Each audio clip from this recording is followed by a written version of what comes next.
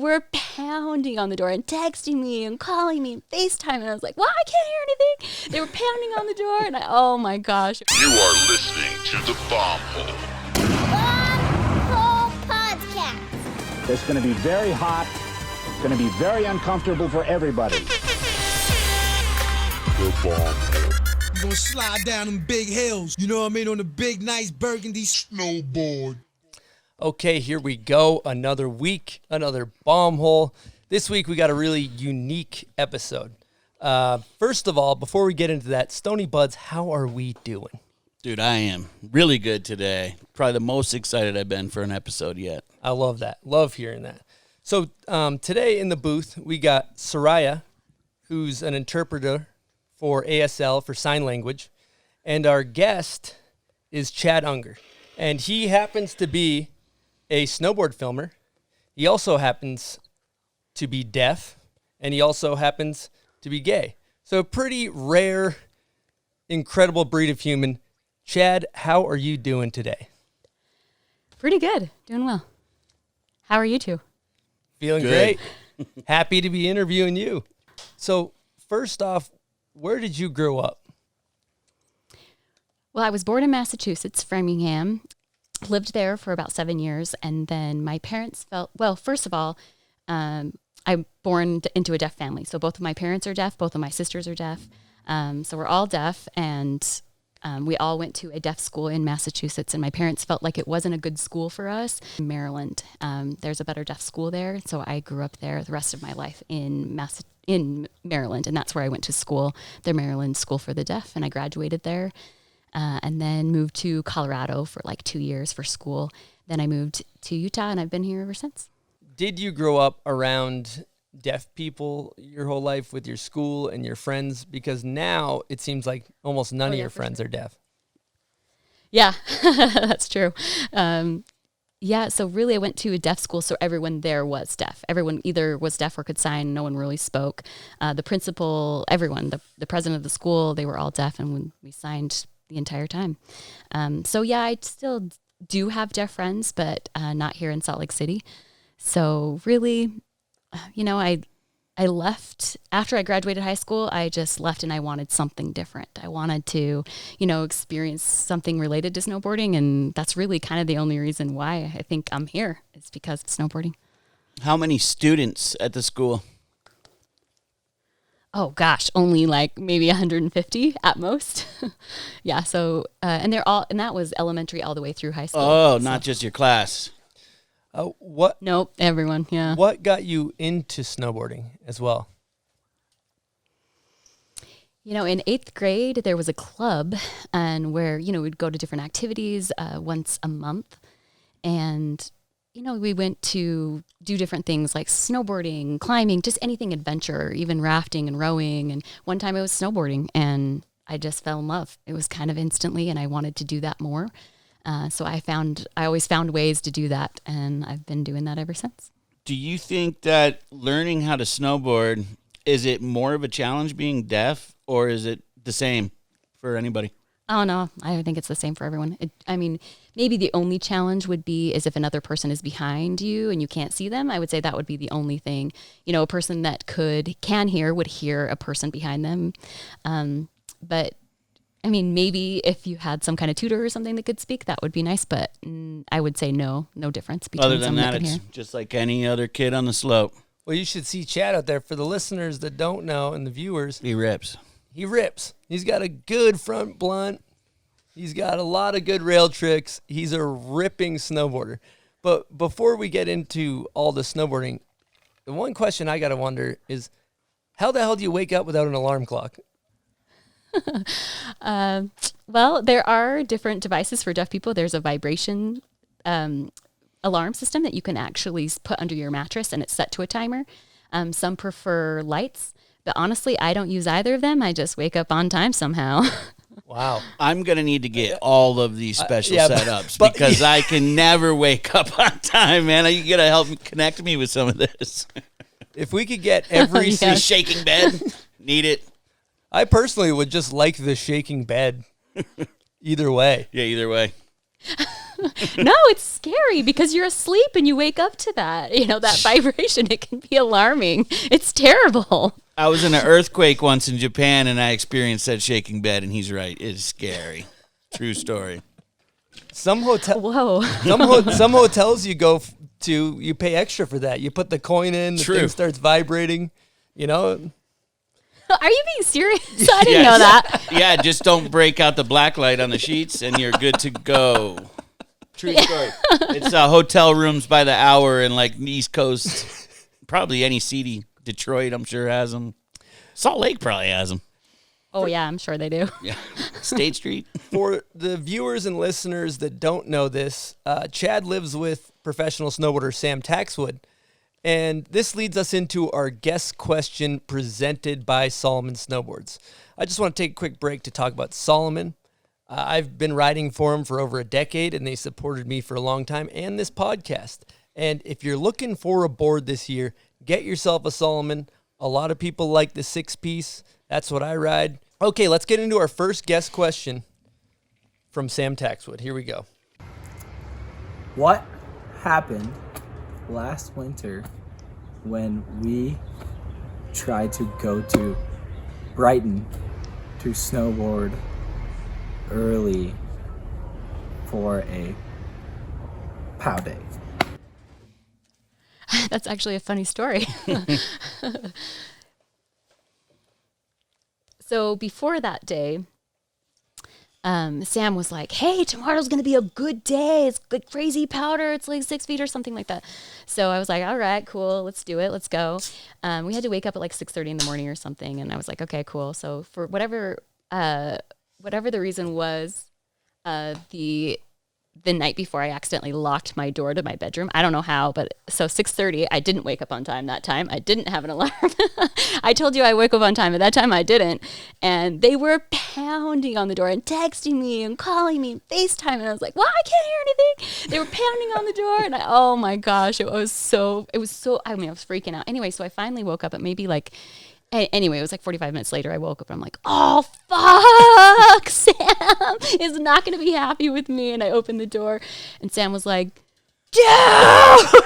I was like, I'm so sorry. I'm getting ready. He's like, fuck you. He's so mad. I was like, I'm so sorry. Anyway, hurry and got ready. And then we drove up there on the way and Sam was like, mad, trying to like shake me. And he was honking. He was so mad. I'm like, come on, calm down. Anyway, we arrived 1 minute before open and we got on the lift and it was perfect. It ended up being perfect timing. We got lucky, but it still made it to opening. Wow. And for the listeners that don't understand what powder panic is here in Utah, on a day where it snows a lot, there is a psychotic rush up the canyon, aka powder panic is what they're referring to there. If we were 10 minutes later, he would have killed me. I mean, he would have been so mad. How did you come to live with Taxwood and Ben? Those are kind of the hot boys right there. It's an interesting crew to get in with, you know? Oh, yeah, for sure. So I was actually living in Minnesota for 2 years, and then I decided I needed to move back to Salt Lake. I missed it here, and I wanted to be back here. And I had heard about Sam's position opening, and I asked, and he was like, yeah. I mean, I had already known Sam from a few years before because I had filmed a one-line at Brighton, and so, yeah, I just thought, to know of most, I mean, I knew him for the most part, but then I knew Ben a little bit more. We had hung out a few times, and so that happened on occasion. And then it just seems like both were down with it, so we all moved in. I moved in, and it just worked out. Just worked out to move in with two of the coolest kids in Salt Lake City. Yeah, no, it's crazy. I was like, whoa, I hope this works out. I wasn't sure. Well, this is kind of random, but I've known Chad since I used to work at High Cascade and was the Signature Pro, and he used to be a camper. I feel like we've known each other for a long time. Were you trying to be a pro snowboarder when you were going to camp back then? And oh, yeah, for sure. Yeah. I mean, I've been trying. I thought maybe I had a chance. But then after I saw all of those people, I was like, no, never mind. But yeah, I remember it was your signature. So what was that, 2011 maybe? something like that, right? Probably. Yeah, crazy. And then at what point did you pick up the camera? Well, really, when I first saw Jake Durham, he like made Friends or Die, that Make Friends or Die, those 6 episodes. I saw that and I just thought it was so sick. At first I really wanted Jake to film me, for me to look cool and be in front of the camera and that kind of thing. And then it was a few years later that I actually moved here that I was like, you know what? Maybe I could film and I don't know, maybe see someone filming me film.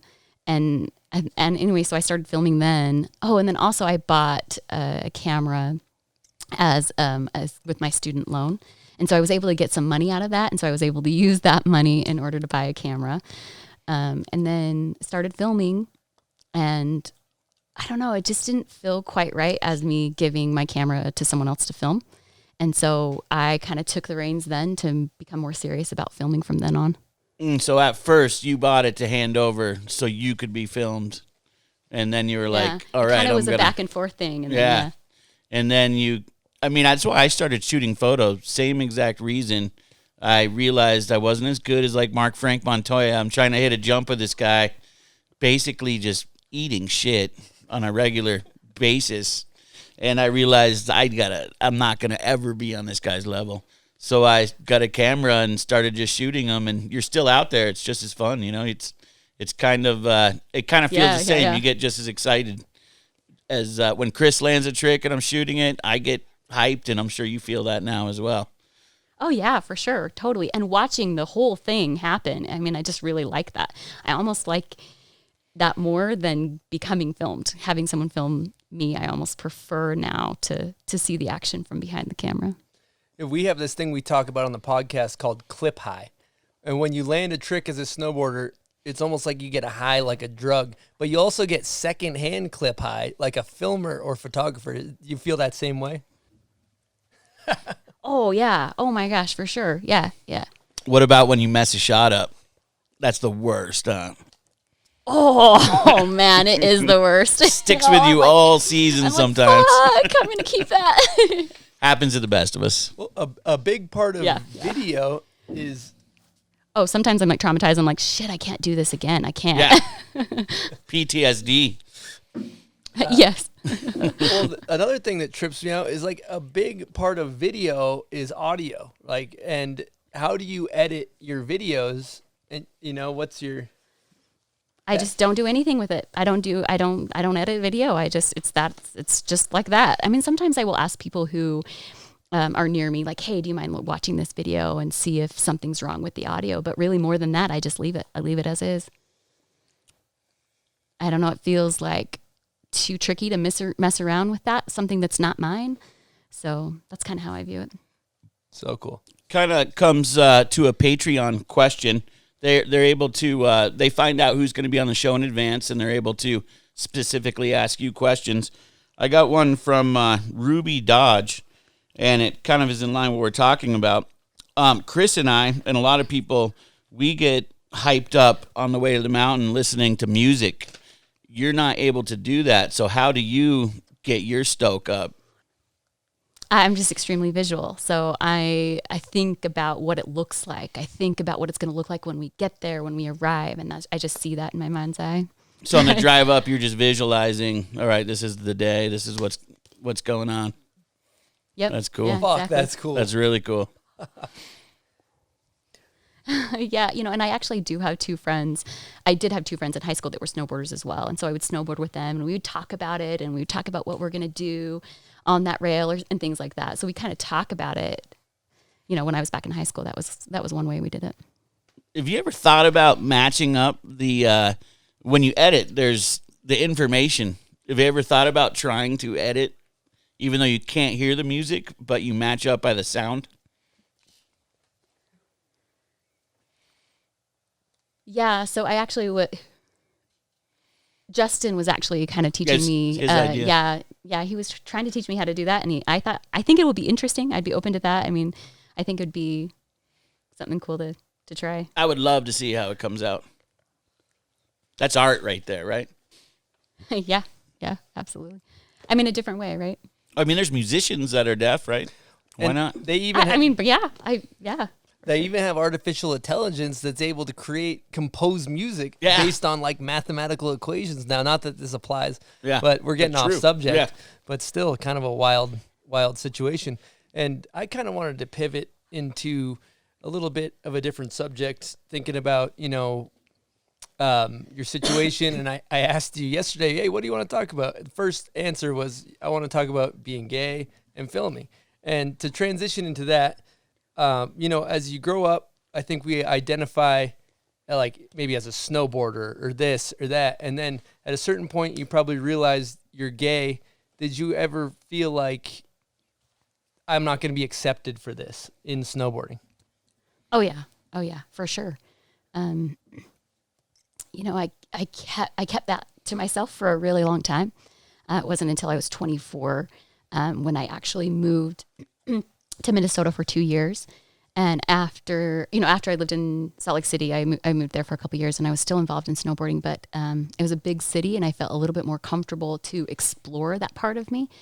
If I felt like maybe I could get caught here in Salt Lake City, it's so small, but in Minnesota it was so big, I didn't feel like I could get caught walking with another man. And so I was a little bit more comfortable. I felt like I could do that and kind of explore that part of me. And so I did do that while I was in Minnesota, and I actually broke my left arm on the first day of the season while I was in Minnesota. And really I was stuck. I felt like, wow, I can't snowboard. I just can't because my arm's broken. And really that kind of helped me on my identity, developing my identity and recognizing it as a deaf gay person. And as I explored that, I realized, what my top identity is my snowboarding, and my third one is as a gay person. And so that's kind of when I figured that part out. That was part of my journey. So, two questions. When did you come out? And B, what was the reaction from your friends / family? And was it better or worse than you expected? Okay, when? So I was 24, and I started coming out. I started with my parents first. I didn't want them to find out from someone else, and I wanted them to know first. So I told my parents, and then I told my sister, and that was really hard. I didn't feel like I was 100% accepted because of that. And so then I told them, and then I told a few of my friends, and then Sam and Ben, who I was living with, I think that actually helped with the snowboarding part because I felt more comfortable once they knew. So that's when I came out when I was 24. And that actually took me an entire year to completely come out. Yeah, I would say about a year, a full year. And then as far as telling your friends, what was your expectation versus their reaction? Did they receive it well? Were they happy for you? Were they judgy? I didn't have a negative experience. I think it was better than I could have ever imagined, really. It was just everyone, I don't know, I think that most people have that expectation that it will be a little bit different, but I feel like I was able to just talk about whether it was being gay or, me talking about being gay and then talking about their hetero relationships with women. Specifically with Sam and Ben, I felt like there wasn't an avoidance of certain questions, that we just went into it, and I feel really lucky about that. I do have the support of my parents, so I feel very fortunate. How old are you now? 26. Okay, I'm just trying to put together when this happened. Well, I hope that there's a preconceived notion. I don't know if anybody's like in the closet or scared of it or whatever, but I remember, Tanner Pendleton calling and telling me, and I literally cried tears of joy. I was like so happy for him, and I was so like it's almost like you could feel the weight being lifted, and you're like, dude, like we fucking love you, bro. Like just do your thing. And so it's cool. I just think if there's people that are worried about it, it's nice to share your experience in it being good, to be like, yo, there's nothing to be scared of, right? Yeah, absolutely, for sure. And you know what, specifically, Tanner, when I actually broke my arm, I thought about quitting snowboarding for good.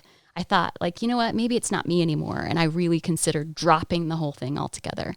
And I posted something on my Instagram story, and the subtitles, it it said something that only gay people would understand. And actually Tanner saw something and he asked me if I were gay. And he's like, it's okay, I'm gay too.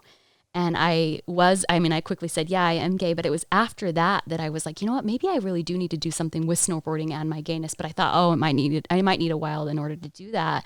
And I really considered going back to school for computer science and selling everything. That was truly a plan. I started looking for colleges and deciding on what to do.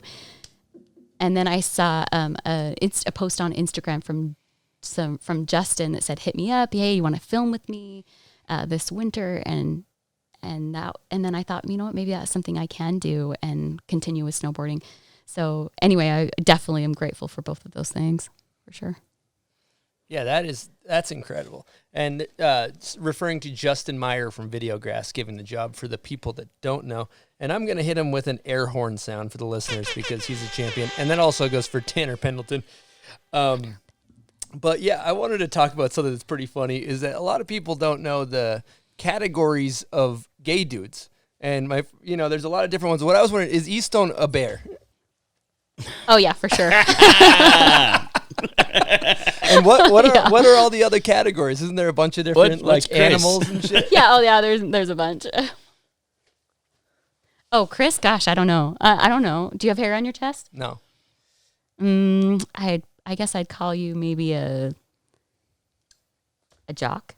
A jock. Okay. Makes sense. What other isn't there like a beaver or something like that? Or like a No, otter. Otter. An otter. That means that's funny. So otter, twink, there's a chub. That means that they're big but no hair. A bear has hair. What's an otter? So otter means thin and hairy. Okay. And then chub is big but no hair. And they have like dad, they have open door, twink. So a twink means thin but not fit, just really thin, so not strong. Gosh, that's all I can think of right now. Is he an otter because he has a mustache? No, but I don't have hair on my chest. I didn't know. So I would say, I guess, a jock or something. I don't know, jock. Find that stuff very interesting. Because I know I'm a certain type. I travel around a lot, and I've been hit on by a lot of dudes, like all over the world.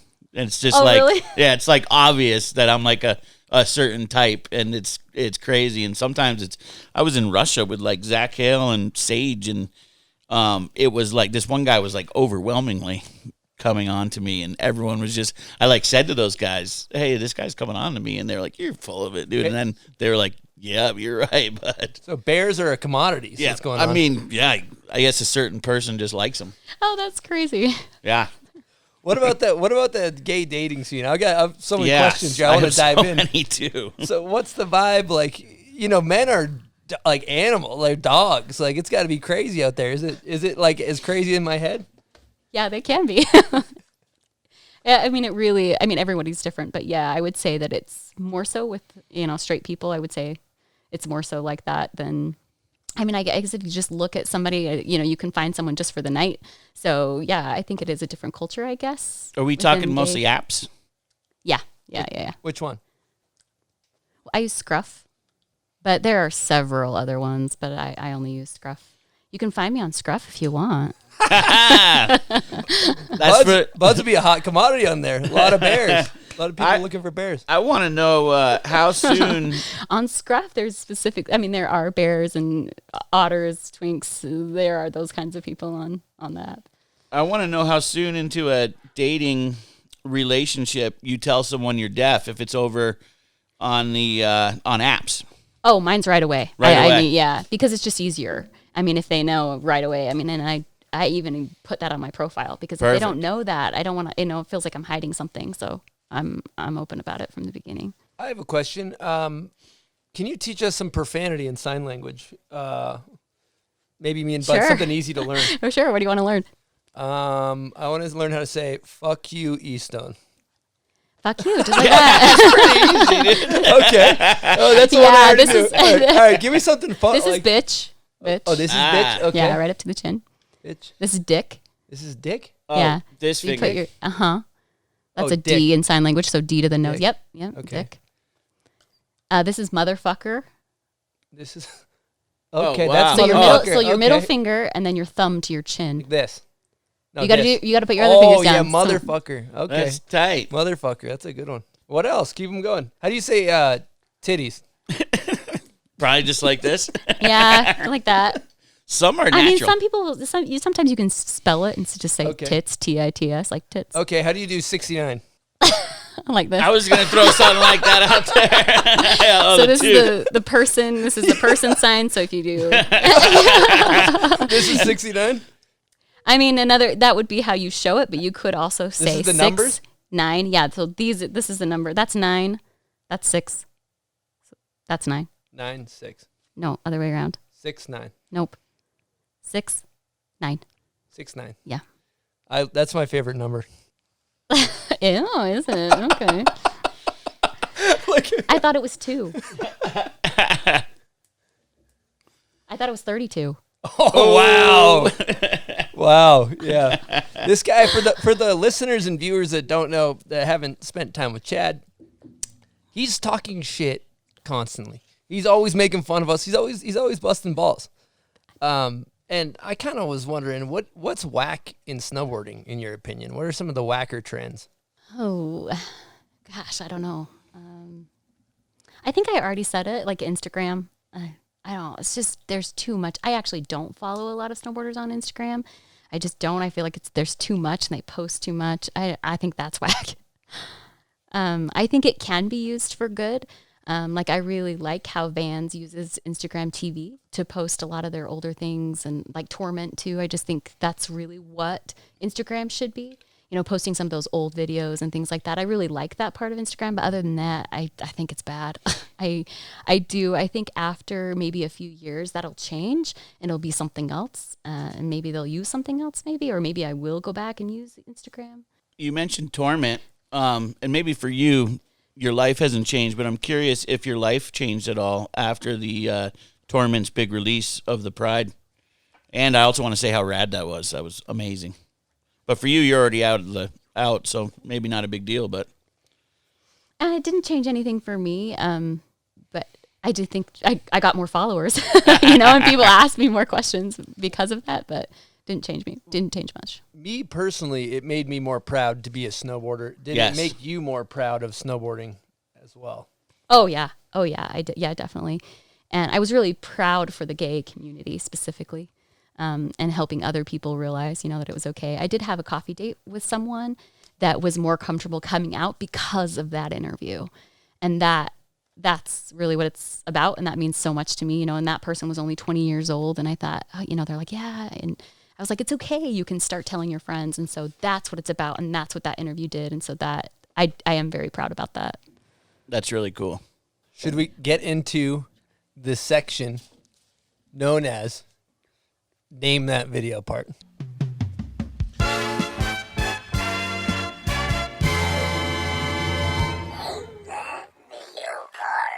Now, Name That Video Part is presented by the Do Tour, one of the greatest events to ever come through snowboarding. And we appreciate your support, Do Tour. You should support them. They support us. Let's get into Chad's song. Here we go.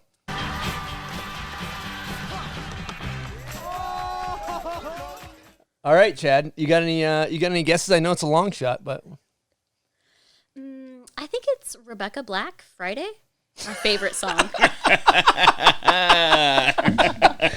obviously Chad doesn't know it, but we do actually have the video. So what we're going to do is do a Name That Video part with an actual 5-second video clip. So we'll see how he does. Chad, are you a student of the game? Do you watch all the videos that come out?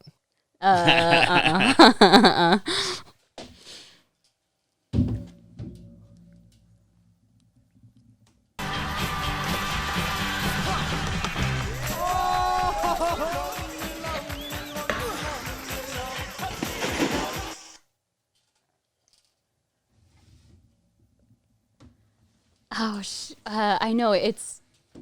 I know that it's.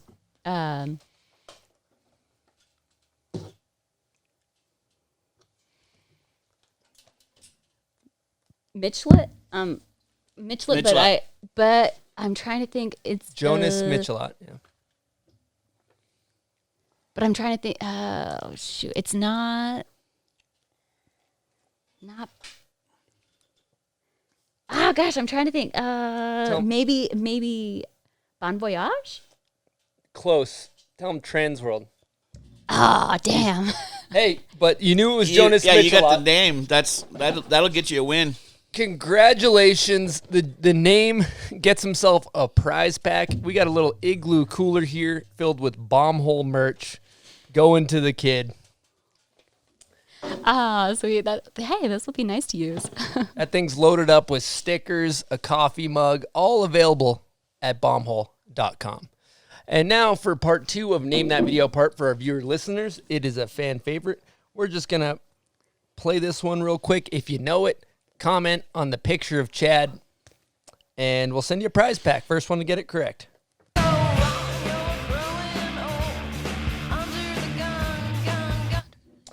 Okay, well, that concludes our Name That Video Part section. Thank you guys for playing.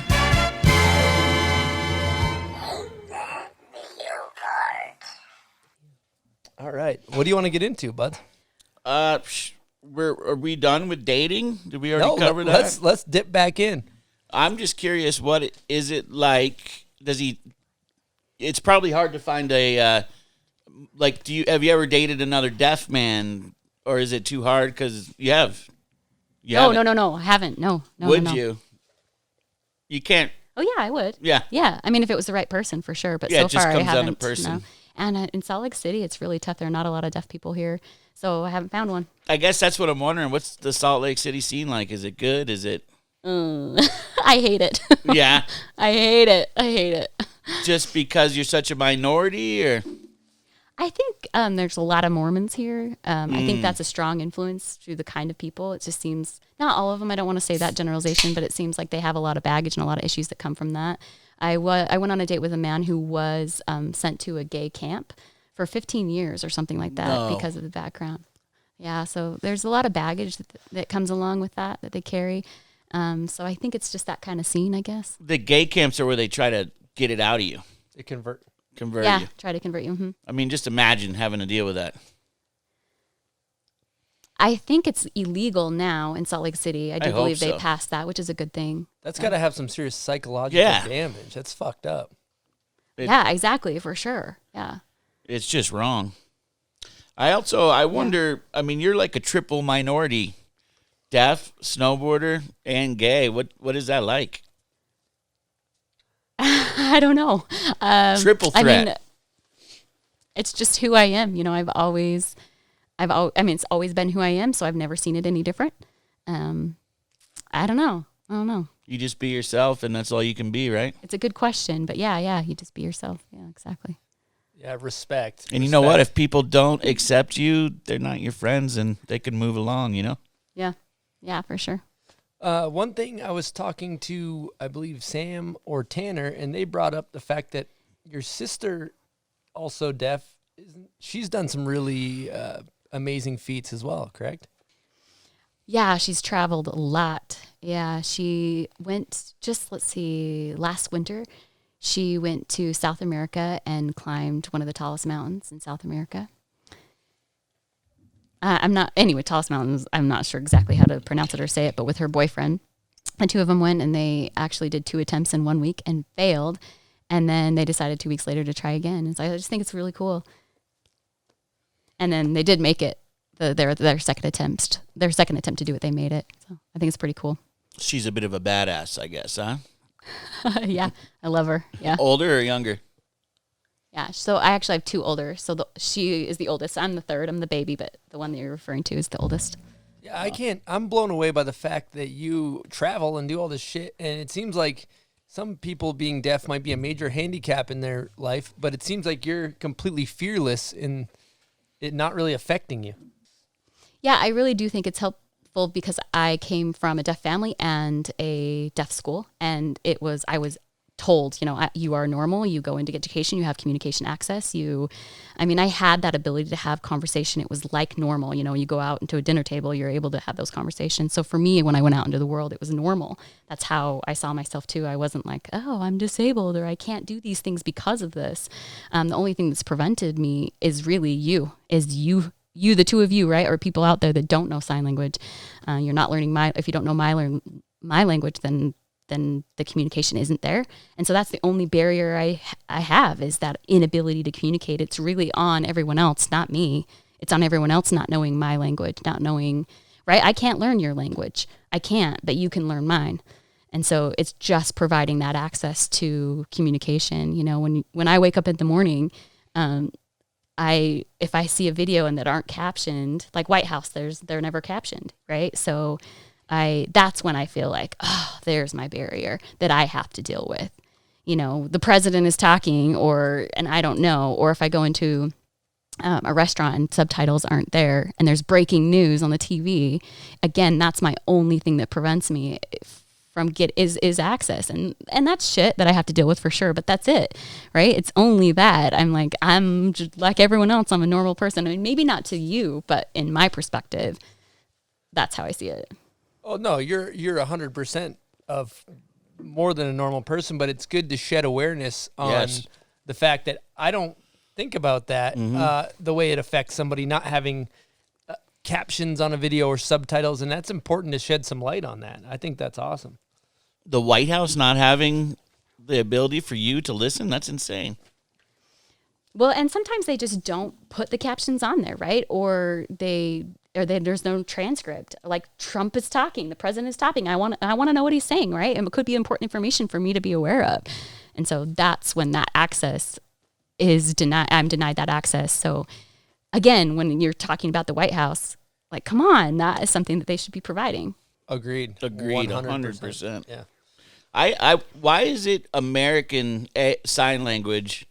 Does that, is there not a worldwide? No, they're all different. So even in the U.S., there are other states that have their own accents, like the East Coast accents. They're very different. There's dialects within even American Sign Language, but then there's British Sign Language, Israeli Sign Language. It's too many to name. Easy to learn, though? No. Oh, no, they're very different. Just as different as, maybe like it's me easier learning Japanese. Yeah, absolutely. It might be easier for me because I already use a manual language, right? I'm already using those receptive skills. And so maybe I would be able to pick up another manual language more easily than the two of you. But yeah, it's tough. They're totally different. We also do have something, it's a universal sign language, where we have created some of our own signs that other people from other countries using different sign languages can kind of understand. We can communicate through that universal sign language. So that is something that is used, which is pretty cool. That's unbelievable. I never knew. Call me ignorant, but I didn't know there was like a Boston accent for people. Dude, yeah, that's crazy. Like people from New York, people from Boston, it all makes sense. Talking shit, different dialects. It's incredible. Yeah, that's really, really interesting. Yeah, yeah. I would have thought they'd make a universal sign language that everyone knew, but I guess it's just like anything. There's not a universal language, so why not? Why would there be? Yeah, exactly. Yeah. Yeah. That's crazy. We got another guest question presented by Solomon Snowboards.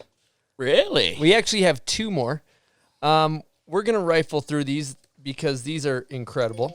And they are from your roommates, who, by the way, how is Ben and how is Sam at sign language, and who's better? Oh, I'm going to try and avoid that question. He's going to pull a Louis Vito on us, huh? I don't want to say who's best, but I don't think it's an important bet. I don't want to say one of them's better. I think they might feel hurt, and who knows, maybe it'll cause a fight between the two of them. But I don't know. I hope they get motivated to learn. But no, hey, if you can sign, that's sick. No, we need to know who's better. Oh! Ben's That's better. what this show's Ben's about. better. Yes! Ben's going to kill me for this, but he's better. Stacks, you got some work to do. All right, we're going to get into the guest question from Taxwood. What's up, Chad? Who's the loudest person in our house? Oh, fuck that question. Oh. I'm the loudest person in the house for sure. Because I don't even know, like, I don't know what makes noise. I don't know sometimes, like, oftentimes I'll pull a drawer and something will drop or something will, knock down and they're like, whoa, you got to be careful when you pull this drawer open. I'm like, oh, gosh. And, or if I'm sometimes if I'm walking in the house, it'll make sound and I don't know it. So you're unaware of how loud you are, is what they're saying. Yeah, right. You know what? I have a deaf cat, Bean, and she is the same way. She is the loudest cat in the house. She meows. She doesn't know if she's being loud or quiet. So sometimes it's crazy loud. Sometimes it's quiet. If she's hungry, she'd knock this glass off of the counter, and it makes this huge noise. And she just realizes if she knocks something over, she gets our attention. And I don't know if she knows why, but it makes such a loud noise. We're like, what's going on? And we come running and then feed her. And so she'd knock everything off this and just meows all crazy loud. Like sometimes you'll just hear her 4 rooms away, like, meow, and just go running to her. So I can relate. Her name's Bean, and she is a good cat. Okay, we're going to keep the guest questions going from your 2 roommates. This one is from Ben Bilodeau, a.k.a. Skrilly. Here we go. What's up, Chad, Chris, E. Stone? My question for Chad is, as a deaf person, do you expect your friends to learn sign, or is that only a nice gesture? Oh, that's a good question. So I think for sure I become closer to people who know sign language. Definitely. I mean, that's for sure. But I don't feel like they have to learn sign language. I think it's really, it's up to them, right? If they want to learn, then yeah, of course, I'm motivated. But if a person that, I'm not the kind of person that's like, oh, you got to learn sign language to be my friend. I feel like that's a little much. But if you want to learn, then yeah, that's great. But people have to understand that I do get closer to those who try to learn how to sign. I do. It's natural. That makes a lot of sense.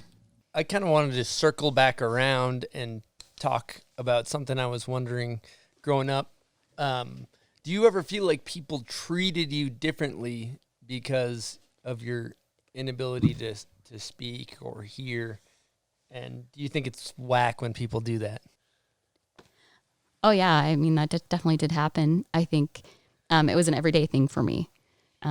Sometimes I meet a person and they're like, they just don't even know what to do. I'm like, come on, you can use your phone. You can write it down. It's a simple thing, but some people get mad and they'll start, yelling or talking. And I'm like, I can't hear. And they continue to do that. And I'm like, hello, I can't fucking hear. Stop talking. Write it down. Right. So, I'm like, come on, if you're talking, it's like you're talking to a ghost or something. I can't fucking understand you. So that's the most annoying thing. But yeah, I think, after a while, after people really get to know me even a little bit, they realize like, oh, that's normal. I feel like I laugh more talking to you than most of our friends. You're always making fun of Sam and Ben, talking shit, and love that. I love when the personality comes through in the text. But it sucks when some people don't give somebody the chance to, get to know them because of their differences. Yeah. And, that happens, but sometimes at the same time I can understand, right? Sometimes we pass people in life and that's okay too. And I think I'm okay with that. We have to pass by those people, right? And, sometimes you can engage in small talk and then they leave your life and that's fine. And it's not meant to be and that's okay too. Did you ever feel when you were younger, struggle with being an outcast because of that at all? Or no, because I think, again, because I came from a deaf family and went to a deaf school, but I would go to hearing camps, that's when I would feel different. That was the only time, specifically growing up, that was the only time I felt that. Or when I was with like my grandparents, who were both, not deaf, there was a little bit of distance between them because of that. That's cool. Another subject that is interesting to myself is the fact that you ride some board company I've never heard of, and you're really into like the extreme core. Like, what brands are kind of influencing what you're into right now? Because it seems like you're really into the niche snowboard brands. I don't know. I just try to support some people in different ways. Some people don't need support, like Brighton and bigger companies don't need the support. And so I try to support in different ways. And I tried, to be honest, I just try and get a free snowboard. So there's the truth. Are we all trying to do that? That's what I do too. What boards do you ride? Right now? So let's see. Now, Jack Kuzik's board K2. Oh, okay. Respect. What brand were you talking about that you hadn't heard of? Last fall, you were riding a board company I've never heard of. Bilodeau? Yeah, what is that brand? I think they're trying to come back. I don't know. I got the snowboard through a friend. It's a very small company. You ever looking for a free board? There's about 12 over there, bud. Just kidding, they're Chris's. Oh yeah, one of them is mine. Yeah, one of them's mine too. I got a Patreon question from Hava, and it's actually a 2-part question, and he wants to know who has been an influence to you and how you work your camera in and outside of snowboarding. And I'll tell you the second part after because they're not really related. Okay. All right, cool. It started with Jake Durham. It started with that video of his. I just thought it was so sick. And maybe it was my first time that I actually saw a really good following. You know, I respect Jake a lot. And that's when, you know, I started and I started following him, what he did. And then I saw some of his skate videos too. And I used that. I would say that's a strong influence of how I kind of work the camera and angles and things like that. What about outside of snowboarding? Well, skateboarding. Well, what do you mean? Yeah, meaning, skateboarding. like skateboarding. Yeah, I mean skateboarding for snowboarding? sure. Skateboarding is probably one of the biggest influences, but Ben Chadburn is one of my favorites to follow, and he's pretty sick. Well, a lot of the things people don't know about you are the fact that your photography is very impressive. What made you pick up a photo camera? And question B, do you think you're better than Eastone at shooting photos? I mean, you got a medium format. That's dope. Well, I started photography before I started filming. I mean, I just started taking pictures for fun. I was always interested in pictures and, you know, really not much else, I guess. I just started taking pictures because I was interested. But I do think that you and I have very different styles. I don't think one's better than the other. Just Would you like to have a competition? Oh yeah, bring it. Sure. I don't really shoot snowboarders. You know, I don't shoot much with boarding, but that's what you do mostly. So I don't really shoot. I mean, I shoot like, all that's sorts. not even snowboarding picture, right? Like Yeah. what I've got behind me. So True. Well, let's have a shoot off. Either way. Also, Eastone, all right. he likes to make sure that his lens is extremely dirty. Do you prefer a dirty lens for shooting photos as well? It's the seasoning. It's all about the seasoning. Huh. It's how you make art. Medium format, right? When was the last time you used one medium format? You know, I just recently fixed my Hasselblad, and I have 2 Hasselblads, but I have one.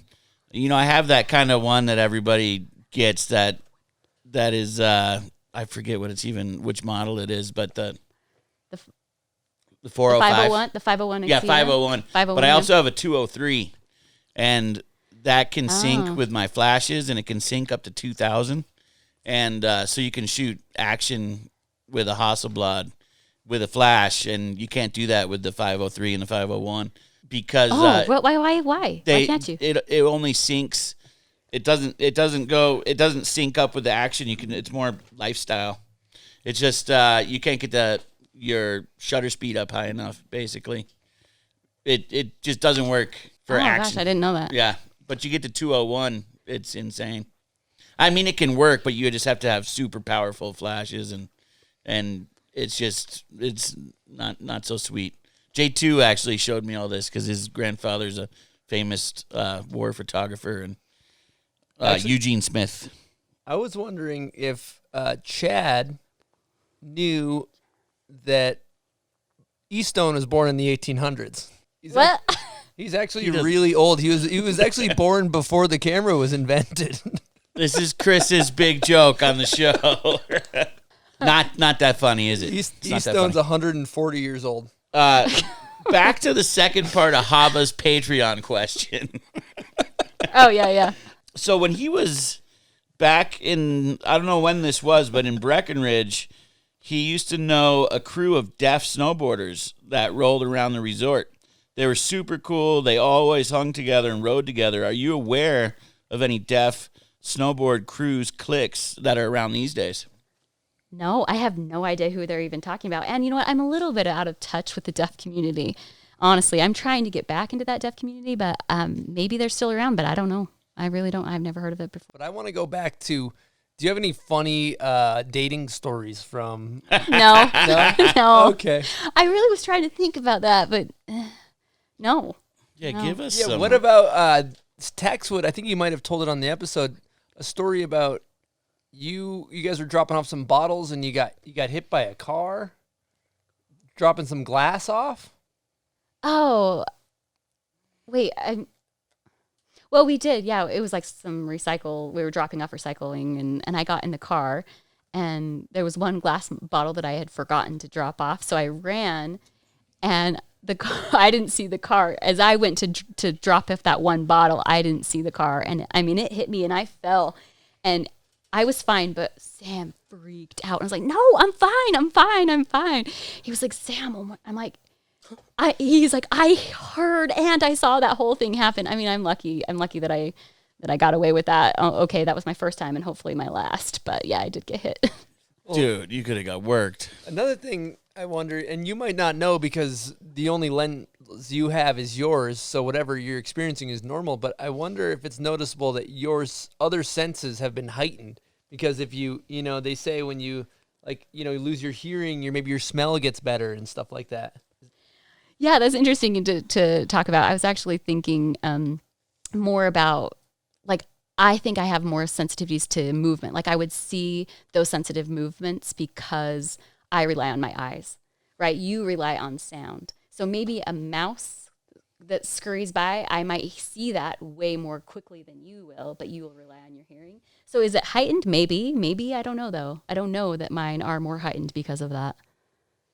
Because that just feels normal to you. Exactly, because it all... Right.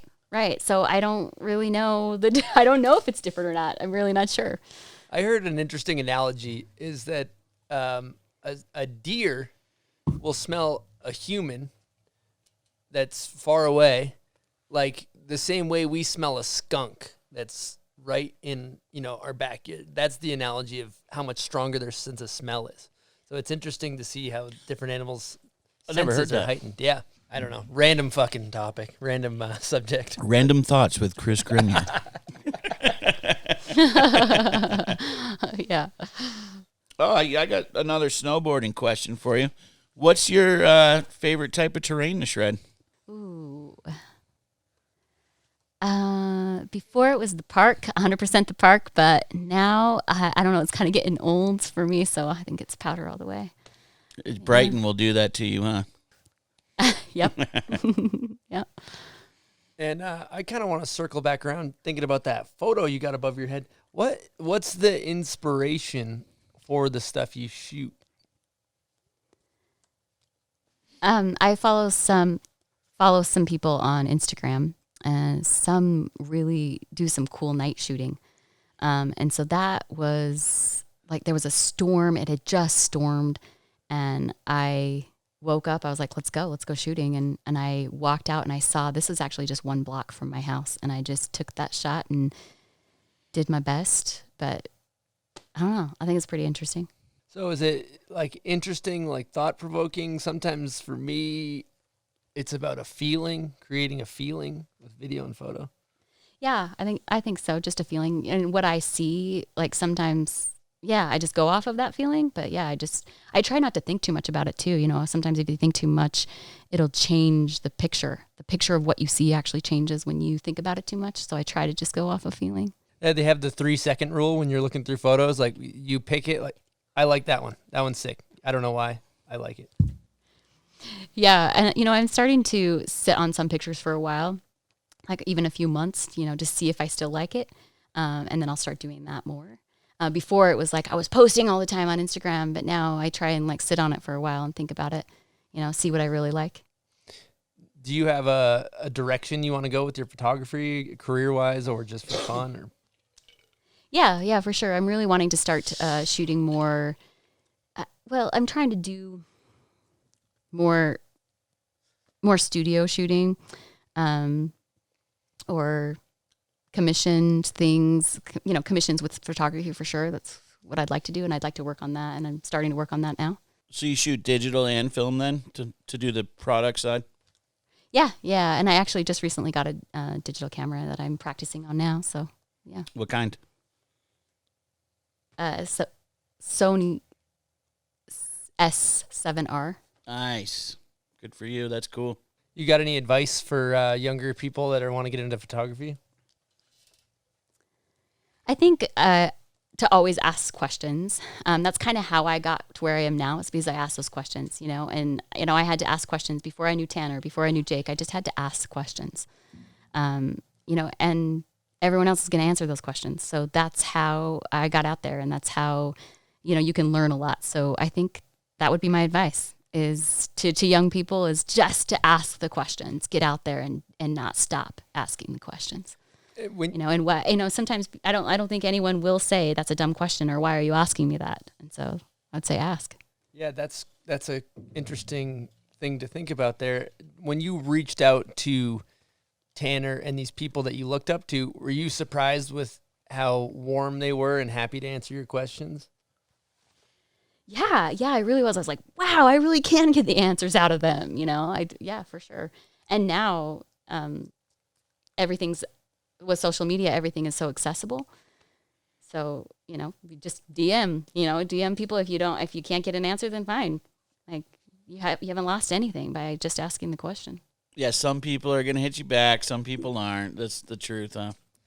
Yeah. I try to hit up everybody that hits me up about photo questions. Share, right? Share the experience. Yeah, absolutely. And again, if you ask for work opportunities, sometimes you just have to ask. You really never know what the result is going to be unless you ask. Yeah, true. If you don't ask, you're definitely not going to get hired, right? So this one's kind of a question that came to me. What do you wish people could understand about your experience as a deaf person and also as a deaf snowboarder? Just some things you have to deal with that maybe we don't all think about. And for sure with large groups, I can get lost in that. There's so much talking, over talking, and I often am like, well, what do? I am totally lost in that conversation, people overlapping and there's no way for me to keep up in that kind of scenario.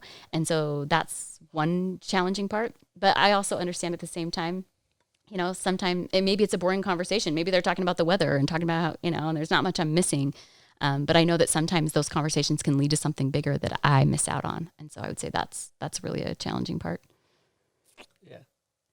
Yeah. And sometimes those simple conversations really do lead to something bigger. They get you and they'll often allow you to get closer to that person in general. And I don't have access to that and don't know what they're talking about.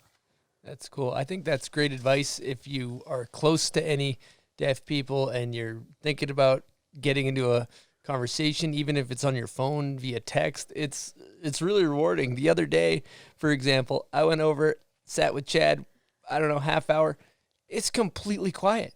I talk so fucking much that I've never experienced a conversation so peaceful, and I'm talking to Chad. I'm like, this is great. This is calm. I talk a lot. He's like, yeah, I know. I can tell. He's talking shit always. Well, I have to think about it every time. You have to really think about it when you are texting everything. Mm-hmm. I mean, sometimes that's good, sometimes it's bad, but you really have to think about what you're going to say, right? So I do think that you can get something out of it by being able to communicate that way. And I've totally seen you at parties. Let's say we're at Chips, we're all skateboarding, we're all talking, and there's times where I've seen you not being able to engage, and it's good to go, oh, mental note, Chad doesn't know what we're saying. Let's talk to Chad, right? That's just good to shed light on that. Yeah, right, exactly. And when you're out snowboarding and shooting, everybody's talking shit all day long, so it'd be nice to grab you and share that shit talking with you. Makes a lot of sense. Yeah. Feel free to get me involved. I just want to let you know, like, it's like, hey, just to let you know, I'm going to talk shit about E-Stone right now. I want you to get involved. And his dirty lens. It's not that dirty, dog. Seasoned. Yeah, I remember when we met this winter and you introduced me to Big, the text app. And, when they told me they just were like, hey, we forgot our filmer. Will you go pick up my buddy Chad? And they didn't really tell me much. And so I was... Oh, they didn't? No. Oh, nope. I thought you knew. No. They had no idea. Or I had really no idea. And I rolled up, and I was actually stoked, man, because we got to share a good night, and the experience was kind of fun shooting with you, and seeing how, having to make sure I pay attention that someone's dropping in. Different. And, I thought it was an awesome experience. I wanted to ask a question. You've shot with a lot of riders. Who's your favorite rider you've shot with? Ooh.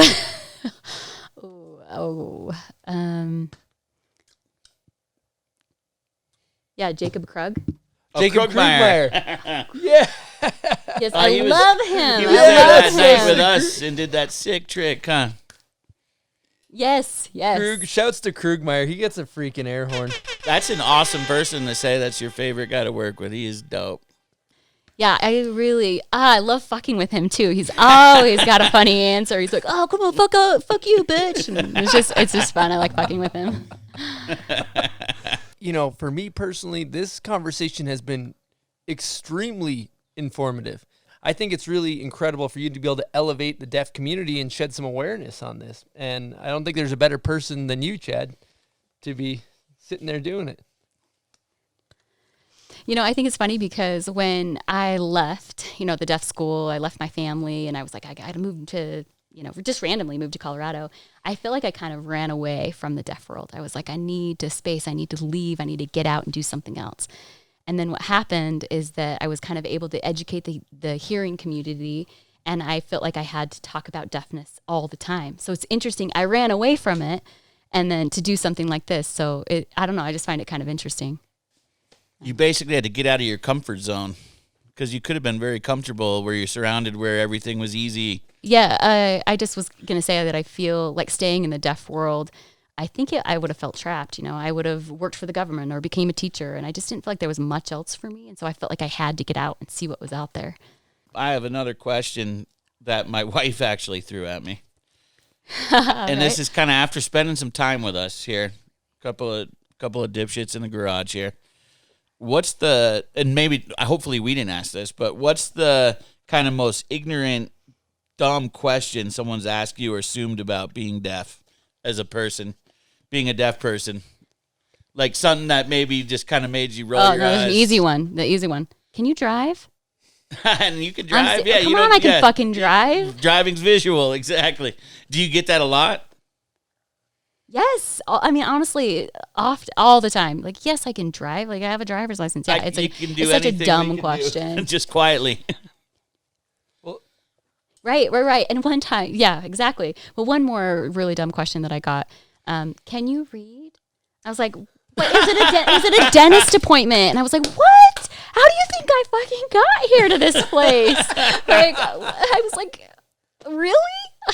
I mean, yeah. I mean, again, I never went back actually to that dentist. Yeah. I never went back. From the dentist. Yes, like a very it was the educated dentist, the dentist very in the room. educated person's asking you if you can read. That's wild right there. Yeah, I would not go to that dentist. I think we kind of, what do you think, Bud? I feel like we had a great conversation. Maybe, do you have anything else you want to cover? No, I feel good about it, yeah. Well, that's beautiful. I just want to say thank you, Soraya, for coming on. Thank you, Chad. Yeah, thanks for having me. Yeah, thank you for changing your ticket and coming to hang out with us. That's so cool. And like always, we appreciate the listeners, the viewers, and we will see you next Wednesday. Over and out from the bomb hole.